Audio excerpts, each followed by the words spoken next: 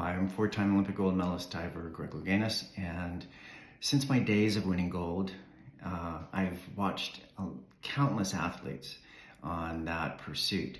And what I realized is that there's likely something missing in their training. And one of the observations is that watching coaches, they coach from the outside in. And so they see something and they're fixing the outside.